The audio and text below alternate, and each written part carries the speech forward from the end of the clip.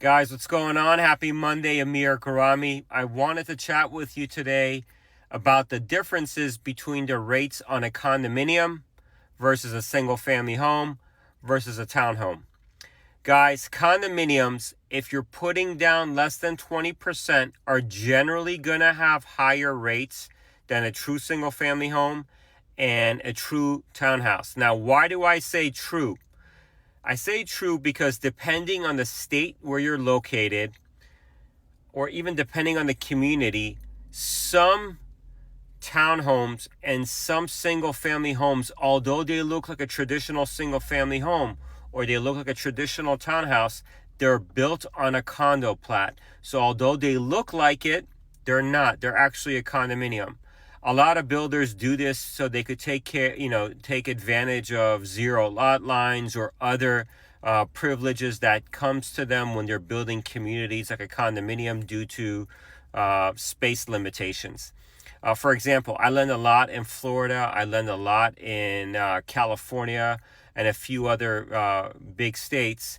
And in California, you could have a single family house that looks like a single family house. You have your own backyard, you have a driveway, you have all that stuff.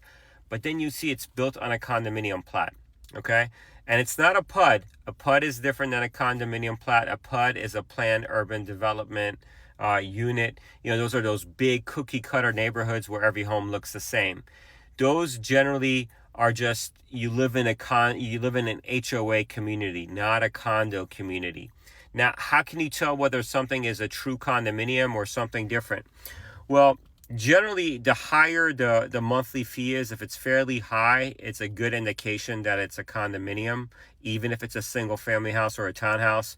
The other way you could find out is talk to your realtor. Have them look or work with your local title agent to see the condo plat. I'm sure the current owner obviously knows as well too. So the rates are going to be higher on condominiums, generally by 0.25% if you're not putting 20% down. After 20% down, there's really no big difference between the two. So anyhow, keep that in mind. This came up this weekend when I was giving a pre-approval to a buyer who wanted to buy with 5% down. And when we did the side-by-side analysis, she realized that, hey, a condominium was going to cost her just a bit more than a single family in terms of interest rate. Coincidentally, the condo dues were so high that she, based on what the condo dues were, she could have increased her sales budget by another $150,000 to buy a bigger single family house and still have the same payment as the condo. Take good care, guys.